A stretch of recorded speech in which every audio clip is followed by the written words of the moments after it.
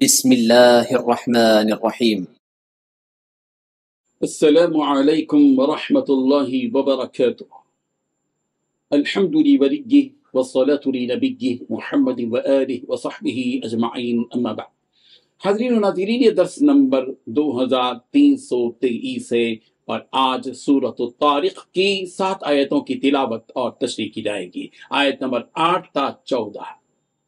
اعوذ باللہ من الشیطان الرجیم، بسم اللہ الرحمن الرحیم، انہ علی رجعہ لقادر یوم تبلی السرائر فما له من قوة ولا ناصر والسماء ذات الرجع والأرض ذات الصدع إنه لقول فصل وما هو بالهزل صدق اللہ العظیم۔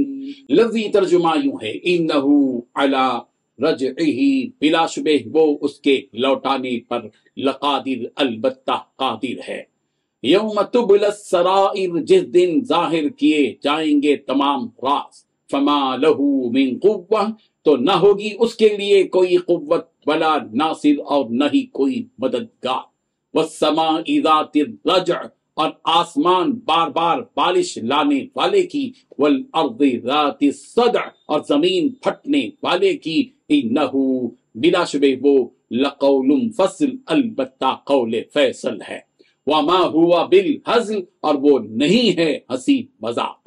ترجمہ یوں ہے، بے شک وہ اسے دوبارہ پیدا کرنے پر پوری طرح قادر ہے۔ جس دن تمام پوشیدہ باتوں کی جانچ ہوگی تو انسان کے پاس نہ اپنا کوئی زور ہوگا نہ کوئی مددگار۔ قسم ہے بارش بھرے آسمان کی اور پھوٹ پڑنے والی زمین کی کہ یہ قرآن ایک فیصلہ کن بات ہے اور یہ کوئی مذاق نہیں ہے۔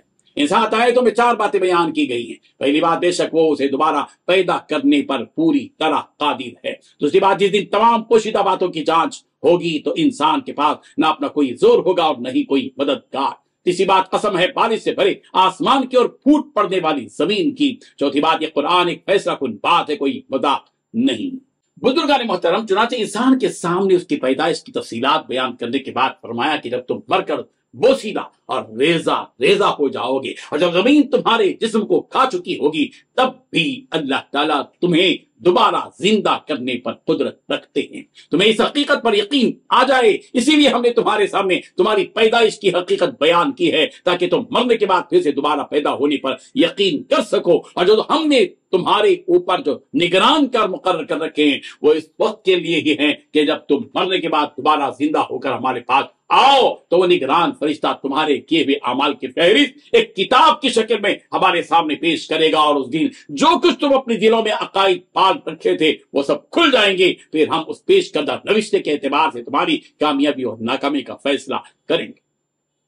اور یہ بھی جان لو کہ اس وقت صرف ہمارا ہی حکم چلے گا کہ نہ تو خود تم اس دن اپنے لیے کچھ پال کر پاؤ گے اور نہ ہی کوئی کسی دوسرے میں یہ ہمت و طاقت ہوگی کہ وہ تمہارے لیے کچھ کر پائے۔ جو عذاب اللہ تعالیٰ نے اپنے نافرمان بندوں کے لیے لکھ دیا وہ اسے پا کر ہی رہیں گے اور کوئی انہیں اس عذاب سے بچا نہ سکے گا۔ اسی لیے جب آخرت میں اسی رب کے پاس ہی جانا ہے تو پھر اس رب سے آج کیوں دشمنی مول لی جائے۔ عقل مند وہی ہوتا ہے جو اس کا تابعدار بن جائے، جس کی حکومت چلتی ہو تاکہ وہ ہر طرح کے نقصان اور سزا سے بچ جائے۔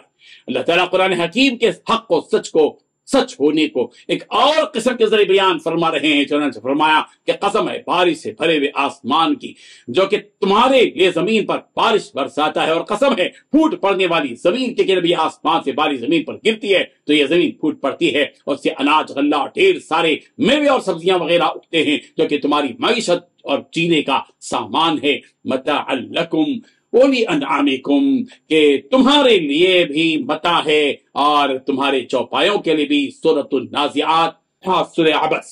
اس کے بعد جواب قسم بیان فرمایا گیا کہ قرآن کریم جو تمہارے سامنے ہمارے پیغمبر پڑھ کر سنا رہے ہیں وہ ایک فیصلہ کن بات ہے کہ اس کلام کے ذریعے تم تک جو پیغام اور باتیں پہنچا دی گئی ہیں وہ سب یقینی ہونے والی ہیں۔ اس کلام میں بیان کردہ کوئی ایک بات بھی مذاق نہیں ہے بلکہ ساری حقیقتیں ہیں اور حق ہیں۔ اس لیے اس کلام کو بڑی سنجیدگی سے لو اور اسے بیان کردہ احکامات کو بچا لاؤ، اور جن چیزوں سے روکا گیا ان سے اپنے آپ کو روک لو، ورنہ کل قیامت کے دن تمہارے پاس پچھتاوے کے علاوہ اور کوئی چارہ نہیں ہوگا۔ رب ذوالجلال ہم سب کو ان آیات کو سمجھنے کی اور آخرت کی فکر کرنے کی توفیق عطا فرمائے، آمین۔ وآخر دعوانا ان الحمد للہ رب العالمین۔ ڈیلی درس قرآن کو سبسکرائب کیجئے، اپنے تاثرات اور مشورے ارسال کیجئے اور اپنے متعلقین کا گروپ بنا کر انہیں روزانہ درس قرآن بھیجئے اور اجر و ثواب پائیے۔ جزاکم اللہ خیر۔